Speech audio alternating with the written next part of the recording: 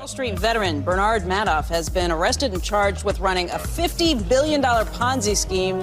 Congress wants to know what caused the Enron meltdown. Now, while the collective rage currently is focused on WorldCom, Tyco CEO Dennis Kozlowski was convicted of looting hundreds of millions of dollars. This is one of the biggest fraud cases ever. Their president's a crook. Well, I'm not a crook.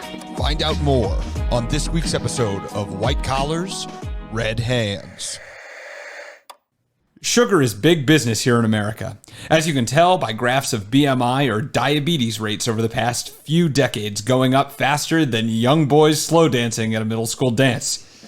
Americans consume, on average, almost 100 pounds of sugar, or sugar-like sweeteners, a year.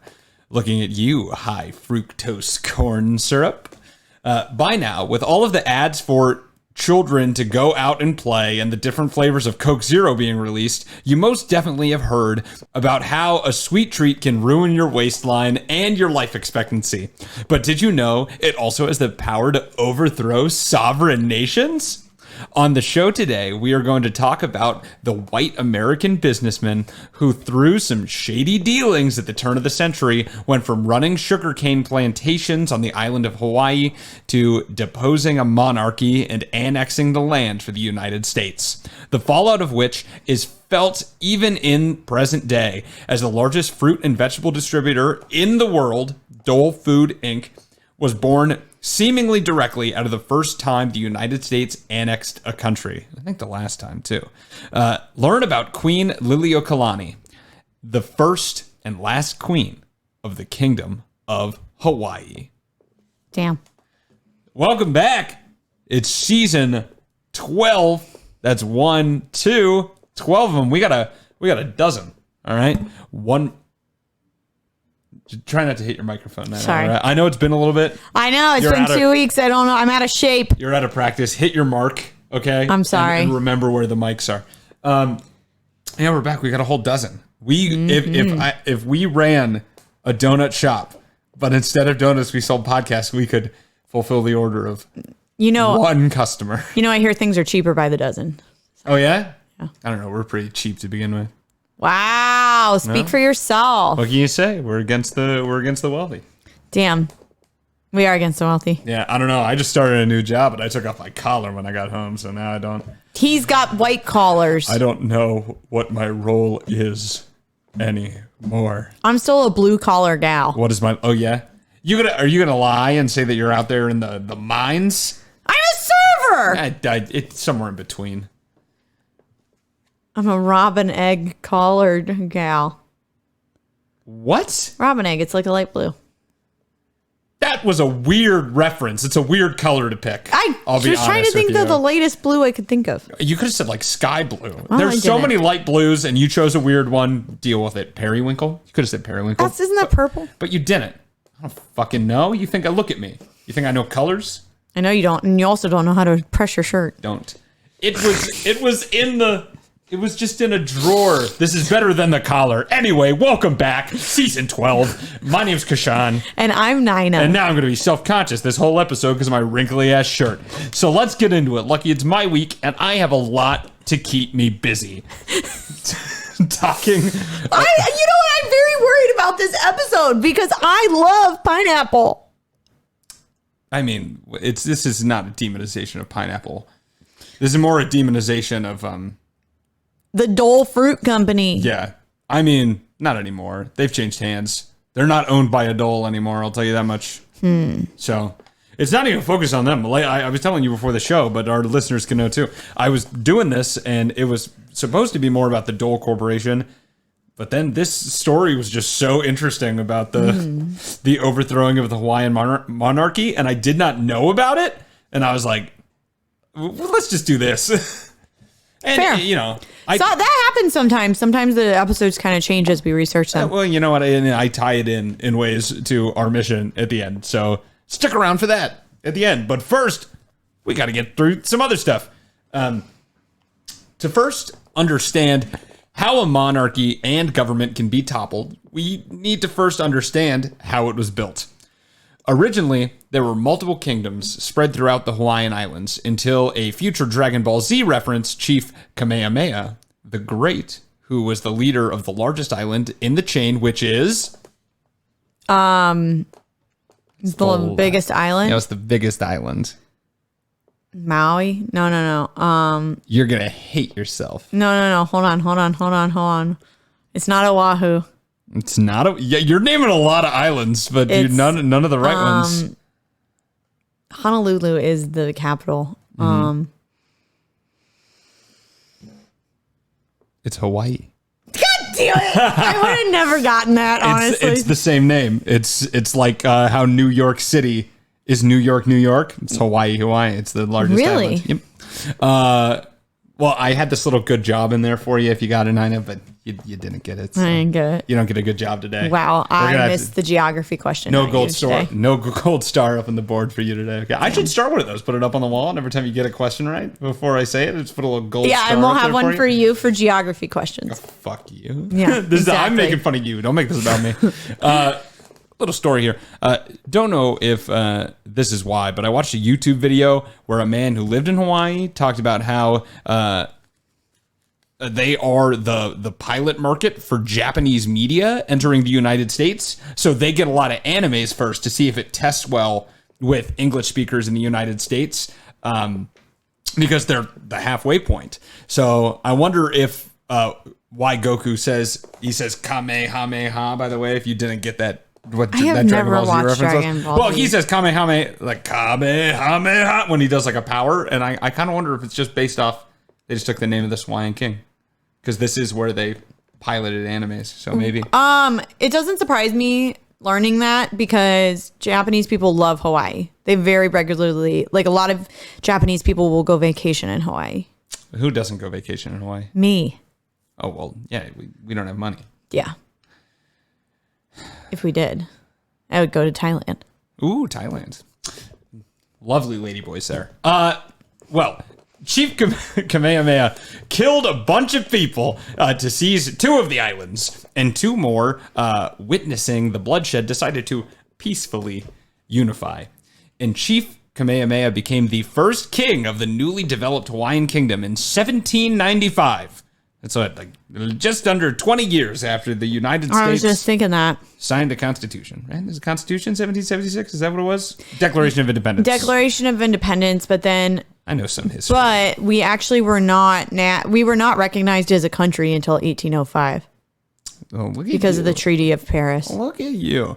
Eventually, all 6 islands in the Hawaiian Kingdom were incorporated into one. That was in 1810, when the last 2 joined of their own volition. They were just like, hey, that looks like fun. We'll just join.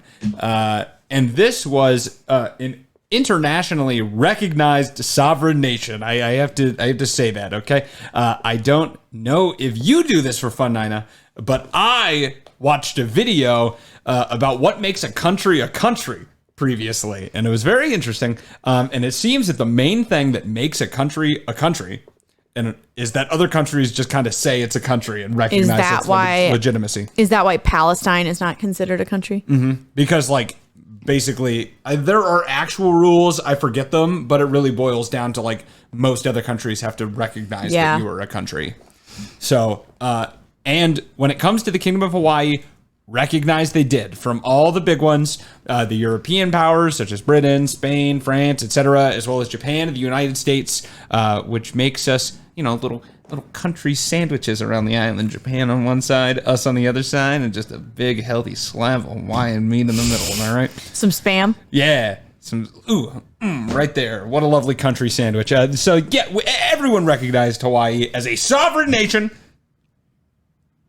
Sovereign nation. They had their own government, everything. Supposedly, King Kamehameha I was really in love with Britain also. He wanted to be a British territory. What? Yeah, he would like declare that like, we want to be a British colony. Please, we're thirsting for it. We want it. We want... Why? We want tea time and fucked up teeth and everything that comes with being a British colony and all the oppression. Give it to us. I don't know. It's because he had like toured the world, I think, and he had met the British, and he was like, "Yeah, I fuck with these people." But for the first time ever, the British were like, "Nah, we good without colonizing." That's crazy. I don't know. Maybe they hate pineapple. That could be it. Who knows? They hate flavor, so. Hawaii, because of this, though, did adopt a British style of confusing monarchy that also has a parliament. So there were also elected leaders that work alongside the king. They really wanted to be British, but they never got their wish. But Kamehameha's fascination with the British might have stemmed from a recent visit. The islands were extremely plentiful with food and land that was fertile for farming. This was first noticed by the West when in 1778, the first Western explorer, the British James Cook, visited the island. After this, contact between Hawaii and other nations through trade routes was opened up, which helped the Hawaiian economy prosper. King Kamehameha I lived until 1819, when upon his death, he was succeeded by his son, who became known as Kamehameha II. Whoa, innovative. Right? One of the first things this new king did was abolish the religious rules that previously guided the country, known as kapu. Interesting. Which is like, I think... So I really did delve into Hawaiian history way more than I ever thought I would for this. And there's like the Polynesian Triangle, where everyone from these three locations all kind of share similar backstories and beliefs and like ways of living. And one of the other nations, I don't know if it's Polynesia or New Zealand, because those are the three. They have something called tabu, which is where we get the word taboo from. So kapu is kind of like the same thing. It delineated, it was a social like code that they lived by. Okay. There were many gender role, religious, political, and lifestyle rules that this code of conduct governed. Any which, upon being broken, were punishable by death. Ooh. Unless you made it to this holy site, where upon entering, you were immediately forgiven. It's like home base and tag. Interesting. You know? But in this case, if you just like, oops, I accidentally ate a meal with my sister. Oops, better get down to freebase so they don't kill me. What do you mean eat a meal with their sister? Well, I'm glad you asked. Okay. Weird system, but he abolished it ceremoniously by eating a meal with his mother, something that was forbidden previously. You couldn't eat, gender roles could not eat together. Oh, so like men and women could not eat together? Yeah, it's kind of like the... No one went on a date. Not overeating, I guess. That's so weird. Yeah, well, I think it's like the caste system in India. In India, if you abide by the caste system, you can't eat with people lower rank than you. Okay, but you can eat with your mother. Yeah, but I mean, like, you know, it's just like... Interesting. It's just where they're drawing the lines, right? Or where they put it. But that's one of it. I don't know. Maybe they were just like, it's too sexy to eat. So you're going to be tempted. Oh, you're going to be eating. God. I don't know if bananas grow on the islands, but maybe they do. And yeah. Well, they found out they were eating all that pineapple. Mm-hmm.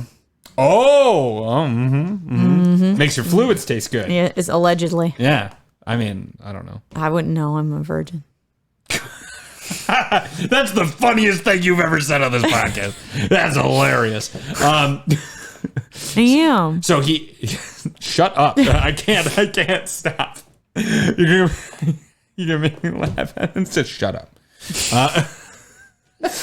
So he ate a meal with his mom. He got rid of kapu. He was like, nah, we're done with this. And it's largely believed that this was actually done to weaken any political adversaries, because the kapu system was also used as like a political ladder. Like it delineated all the political rules. This kind of reminds me of what Kim Jong-un did a little bit when he took over North Korea.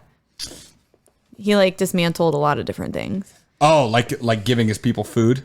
Well, they already didn't do that. Oh, okay. Yeah, but like some of the old ways of power, like he ended up executing a lot of people who were in like government with his father, which was seen as like super unheard of because of the respect that culture typically has for elders. Mm-hmm. It's just like, nah, kill him. He's like, I'll just kill him. Nah, kill him. Whatever. Bah. A little roly-poly of a man. If he wasn't such an awful dictator, he'd be so cute. precious little guy. Just look at him little cheeks. No, that guy, you can just tell he's a motherfucker. Oh, but he's got cheeks you just want to pinch. Oh my God. I feel so bad for his wife. I mean, he probably can't get it into her, so that's nice. His belly's I don't know. too big. She's pretty slim. No, but I mean, like, his belly's bigger. So, Than like, his dick? Yeah, so it's like a barrier. Oh my God. Does that happen? He can't get in. Oh my God. I never thought about that. I think you can just lift it up, to be honest with you. Anyway. I'm not fat shaming. I'm just Back to the things I never thought about. Back to the task at hand. Without a governing religion, though, Christians from around the world saw some free religious real estate. It's free real estate. And they began flocking to the island to spread the good old word of our Lord and Savior, Jesus H. Christ. Hallelujah. Praise the be. Lord. Amen and amen. May your word be fruitful and multiply among these nations, Lord Jesus. Please stop. May the Heavenly Father rain down his blessings on Hawaii. I don't want to shoot myself tonight. Please stop. Of course, the trade and all these new missionaries brought not only goods and Sunday services that could bore you to death, they also brought just regular death. Yay. In the form of disease. Was it smallpox? It was all of them. Smallpox, dysentery. Molluscum. Molluscum. You know what that is, huh? Yeah, they're just kind of like the stock white people diseases that you hear about. Chicken pox. Syphilis. Oh, shit. I'm sure, Gonorrhea. all of them. The common cold. They might have had that one. I don't know. Depression. Oh, they definitely had that one. This is 100 years ago. Everyone had that.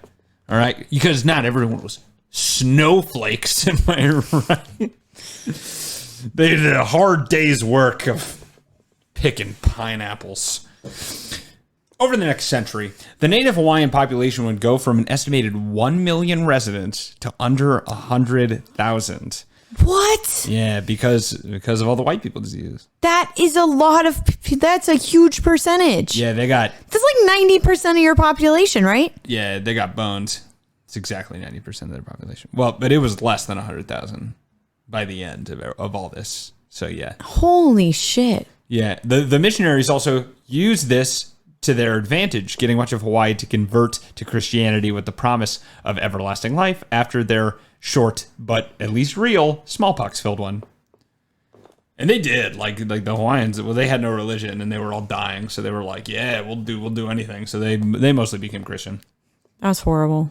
Yeah, the country wasn't just churning through regular people either. They went through monarchs pretty quickly as well, because they believed in the same system of cousin and sister marrying that the European monarchies and Alabama usually relied on. So, with a family tree that looks like a stump, they had a lot of issues staying healthy already. Kamehameha III was the longest-lived Hawaiian monarch, however, serving 30 years between 1824 and 1854, and is most famous for enacting the Mahele Land Revolution. What's that? Thank you for asking, Nina. I knew you were wanting me to set you up. Well, America and other countries were really interested in gaining land in Hawaii so that they could reap directly the profits of industry that could previously only get through trade. The Hawaiian people, however, believed that land did not have borders and was something to share within the Hawaiian people. It could not be owned, but was rather like water, free to be harvested by anyone who had access. However, after a couple of changes, including the first Hawaiian Constitution, were enacted, Hawaii split its land among the king and the people, ending a feudalist system and paving the way for private land ownership on the island. And that is what the Great Mahele Land Revolution was. However, once they split up all the land and you could buy little pieces of it, buying land often meant money needing to be spent, as they also made claimants pay for the land to be surveyed before they could buy it, so that the much richer foreigners who lived on the island, either descendants of missionaries or rich businessmen, could better afford to be awarded the land to begin with. Although there was a period actually at the beginning where the land was offered only to Native Hawaiians for like 2 years. They were like, okay, so only Native Hawaiians can buy land, the land that we set aside for them for 2 years. Because of this financial burden, though, the Great Mahele Land Commission, which was aimed at ensuring that the Hawaiian people didn't lose their land instead made it so that they lost a majority of it. This caused an explosion of foreign-owned plantations to erupt on the islands, largely producing sugarcane, but also some fruits, as we mentioned, such as pineapples, as well as some others. The islands were flooded with workers that were brought to work these plantations from other nations as well, such as Japan. Interesting. So they often were not staffed by the Hawaiians either. The U.S. government also wanted a piece of the action, as they saw Hawaii as not only a key player in the resources department, but also a key strategic military base. And they had been thirsting to get a piece of the action. And they began trying to negotiate to buy a port in Hawaii that would later go on to be Pearl Harbor. Good movie. Pearl Harbor was first a coaling and repair station. It became such after the Hawaiian Kingdoms pronounced a fair trade agreement with the United States that would allow tax-free exports and imports between the nations, but also ceded the land to the U.S. in 1875. It was part of the deal. Now, who signed this over? Well, it was a few Kamehamehas later, as Kamehameha the Fourth and the Fifth came and went. The latter not naming an heir, which deferred to the Hawaiian Constitution, which said a new monarch was to be elected. That is interesting. An ancestor of Kamehameha I, named Lunalilo, who surely was of strong, noble blood. What? Oh, wait, no. He died a year later from tuberculosis. Damn. Also without naming an heir. All right, back to the polls. This time, the people elected David Kalakaua, a nobleman who would, after a tour of America, sign that reciprocity treaty that granted the Hawaiian Kingdom 7 full years of tax-free trading, all for giving up a very key military ports. What's up? This really caused sugarcane production to pop off as the amount of acres growing the plant on the island expanded more than tenfold in the next 16 years. It went from something like 12,000 acres to like 125,000 acres of sugarcane fields. 12,000 sounds like a lot too. Yeah, in 16 years, it 10 times that.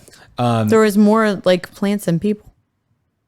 I think that's true. Well, all the I think time. that's true But it's everywhere, always. But you know what I mean? Because 90% of their population died. Wow. You know what? Never Too mind. soon, dude. Too soon. No, I'm making an observation, not a joke. Mm-hmm. You said it like a joke. It's because everything I say is funny. No comment. Before and during the beginning of King Kalakaua's reign, foreigners began holding even more power, this time politically. Descendants of missionaries formed their own political party called, you guessed it, the Missionary Party. Why do they have their own party? Well, it's because... why do they have their own party? Well, the Missionary Party was known for their stance on only having sex with a woman on her back for the sole purpose of procreation. This sounds like The Handmaid's Tale. Oh, and also... What? And, They ran on this platform to only do mission. That's why it's called missionary. no, that was a joke. Oh. I thought you were serious. No, I said it deadpan because it was so ludicrous that it's funnier if you say it that way. But you didn't get it, so now it's just awkward. Damn. Anyway, and also pushing Hawaiian locals out of power. That was the other thing they wanted to do. All right. They got appointed to governmental positions, partially because people thought that America was really there to help and too good for the Hawaiian people. Now I feel stupid. They were Christians. They were American. They're here to help. Of course, we'll put them in positions of power. They know what they're doing. Ooh woo. Bullshit. Oahu. The Missionary Party, however, had other ideas that were less benevolent. They saw a future for the goods they produced on the island to never be taxed by the American government by getting the entire nation annexed by the power and incorporated into the United States. So when the Hawaiians handed this power over, did they not expect this to happen?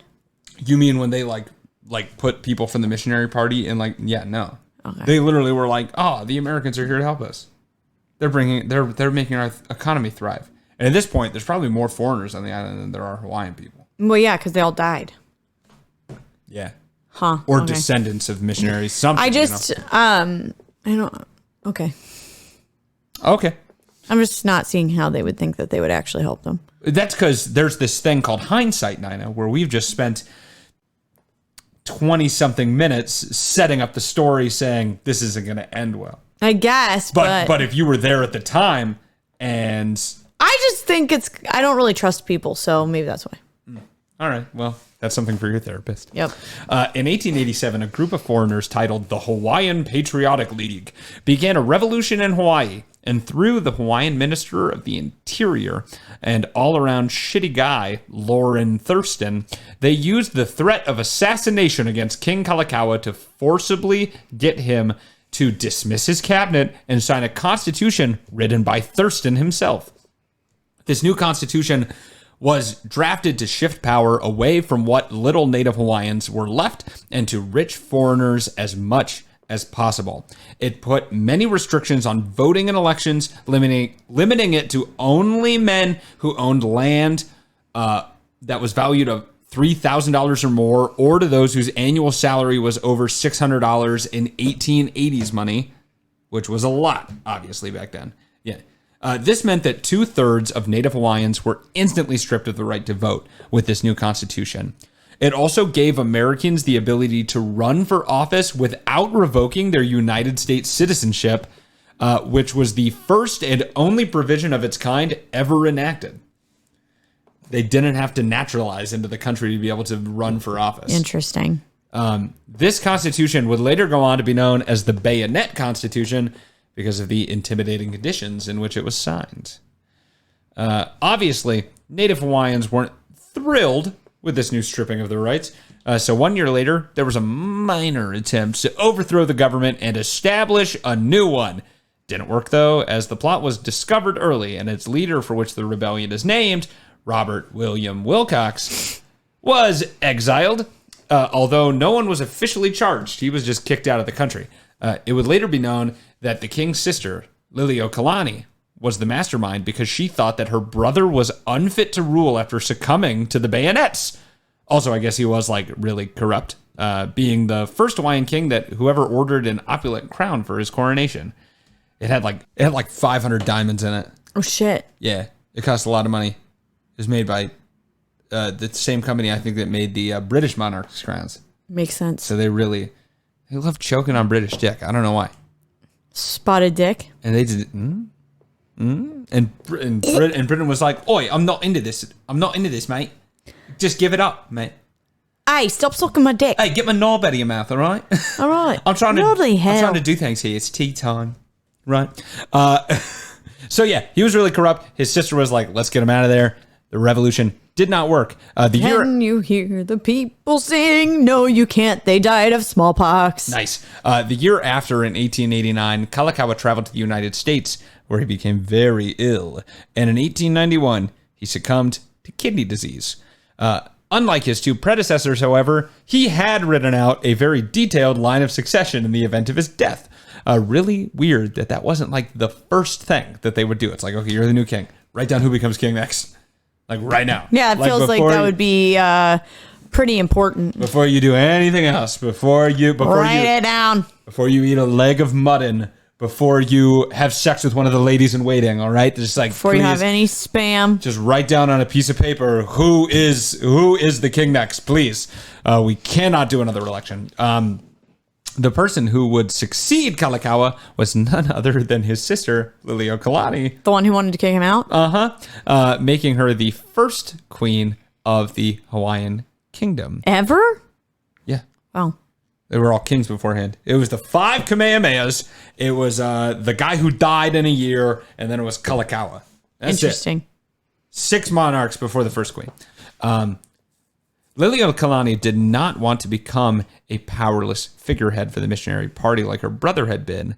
They actually offered her the crown multiple times. Like after they did the Bayonet Constitution, they were like, we kind of don't like this guy. What if we just make her the monarch? And she was like, nah, I'm just going to be a puppet. No thanks.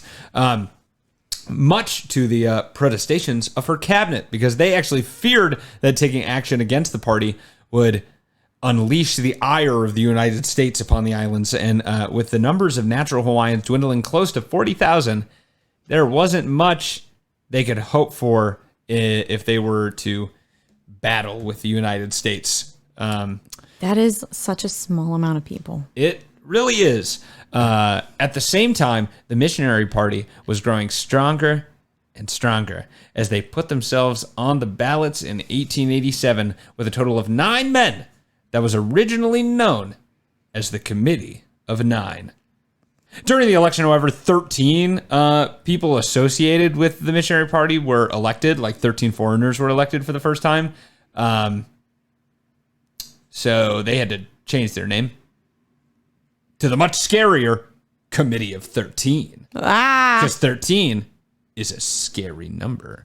And they would continue to meet in secret to plot how best to overthrow the Hawaiian Kingdom. I don't know. It sounds like they're doing a pretty good job.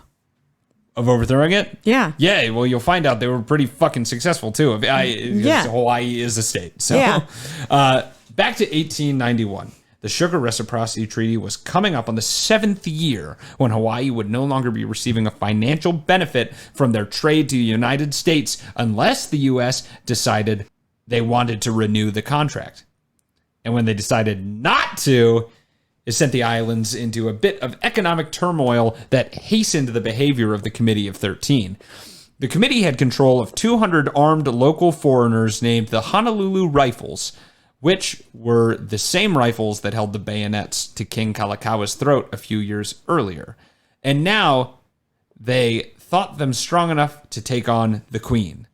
Additionally, Queen Lili'uokalani, not wanting to give in to these foreigners, announced to her people who had petitioned her heavily about the new constitution that she had been planning on drafting another one to shift the power back to Native Hawaiians, basically reversing the bayonet constitution. After meeting with her cabinet, however, they once again advised her against it to try and keep the peace. But the threat had already been made to the missionary party. This really kicked the overthrow into action, and the Marshal of the Hawaiian Kingdom, Charles B. Wilson, received a tip about the overthrow before it had happened. He approached Lili'uokalani and the cabinet to immediately produce warrants for the arrests of the 13 members who were planning the coup, the 13 members of the committee, and placed the nation under martial law to avoid the plot from happening. Once again, though, the cabinet absolutely bitched out, fearing that it would escalate into a quarrel with the United States. I mean, they were probably right. Yeah, but I mean, either way, it was like, what, they just roll over? I guess. I don't know. Sorry, I didn't mean to yawn. Okay. Either way, the coup began on January 17th, 1893, after a Hawaiian police officer was shot, although not fatally, after attempting to stop a wagon carrying rifles to an arsenal held by the committee. And fearing retaliation from the government over the shooting, the conspirators proactively summoned the Honolulu Rifles and garrisoned across from the palace and awaited the Queen's response. While this happened, the committee also appealed to the local U.S. minister, John L. Stevens, that there might be imminent threats to U.S. lives and property upon the islands and requested backup from the United States Armed Forces. President Grover Cleveland had given such a permission after the Bayonet Constitution, fearing political uprising in the kingdom, but I don't believe he thought that the uprising would be caused by citizens of the United States. He thought that the Hawaiians were going to revolt and kill people from the U.S., but that's not really what happened. Either way, John Stevens approved for the U.S. military personnel to land upon the islands to protect American life and property. 162 Navy men and Marines landed ashore under orders of neutrality. It is noted many times, might I add, that they never attempted to breach any buildings, especially the palace, but the message was clear. They were there. And the Hawaiian people knew which side America was on. Still, that same day, now wanting to avoid any armed combat, Queen Lili'uokalani declared her troops to stand down. The Honolulu Rifles entered the palace, disarmed the guard present, and a provisional government was declared, led by the committee. The provisional government adopted the American flag as the flag of the nation, really simping for America still hoping to appeal for annexation. Within 48 hours of the establishment of the provisional government, every major superpower in the world acknowledged it as the official government of Hawaii. And just like that, the Hawaiian Kingdom was no more. Wow. It's often seen as or talked about as a bloodless coup because technically no one died. One guy got shot. But I think some people did die of like mistreatment while it was happening, but like no one was like shot or killed. There was no combat. Interesting. But they took over the government. Queen Lili'uokalani was pressured to abdicate the throne, and the Republic of Hawaii was set up soon afterwards, which is like the official government. They set up the provisional government. The Republic of Hawaii was the official government. The new president appointed was none other than Sanford B. Dole, a member of the Committee of 13, an American lawyer and notary whose family would go on to found the Dole Food Company, famous for developing one of the first methods to peel and core a pineapple automatically, and one of the first to can it for shelf-stable imports to other countries. But he was kind of an asshole. Shocking! So, immediate annexation of Hawaii was actually not so quick, however, as President Grover Cleveland was sympathetic to the nation and kind of pissed, and publicly labeled the overthrow as an act of war perpetrated by U.S. citizens and launched a governmental investigation into the involvement of U.S. troops. That's really interesting. Yeah, he was like, what the fuck? Why'd you do this? And he was publicly pissed off about it. He was like, I don't like this. Wow, that's really very shocking, actually. Well, there you go. Interesting. And it's also interesting that he didn't know that it was going on until after it happened. Well, it happened really quick. This was a day. Oh, shit. This all happened in a day. Okay. And this was like they definitely weren't going to get like a telegraph. Right. I think telegraphs were around, but like not across the ocean. Right. So yeah, he didn't know till after it all happened. The investigation into the actions was held by James Blount or James Blunt. I don't know. Isn't James Blunt the name of the singer though? You're beautiful. You're beautiful. It's true. Thanks, Kashan. Whatever. Let me know in the comments if I'm thinking about the right guy. In Blount's investigation report, he did conclude that John Stevens abused his authority because John Stevens, by the way, was like vocal about like wanting annexation of Hawaii. So he had a dog in the race. He said that John Stevens abused his authority and that the U.S. troops were responsible for the change in government of the Hawaiian Kingdom, to which President Cleveland derided the actions that had happened and sent Blount to remove the American flag from above the palace and immediately demanded that the monarchy be restored, a demand that Sanford B. Dole did not heed. He was just like, nah, fam, I ain't doing that. Wow. Because he was the new president of the republic. He's like, I'm a president, bro. I'm going to stay this way. He doesn't have to listen to them. Yeah. Additionally, supposedly part of the deal was for the monarchy to be fully restored, but that all of the conspirators who enacted the coup would get to walk away without charges, without repercussions at all. So Lili'uokalani was also not super into the deal. She's like, no, you can't just give it back to me and then I just let these people walk free. They literally stole our nation. Yeah. A few years later, in 1897, a new president was elected. Famous stick in the mud, William McKinley, who, urged on by the start of the Spanish-American War, made him declare for the annexation of the island in his first year of presidency so that it could be used as a strategic military position post, as Pearl Harbor. And Sanford fucking bitch Dole was appointed the new territory's first governor. Queen Lili'uokalani lived on as an advocate for Native Hawaiians for the rest of her life. She was also a gifted composer who had written one of the most covered and well-known Hawaiian songs, Aloha Oi, which, by the way, covered by Elvis and a few others too. So it's, it's out there. She was a composer. She said that like music came to her like breath did. She was a composer before she was a queen. Interesting. And she continued to write music for the rest of her days until her death in 1917.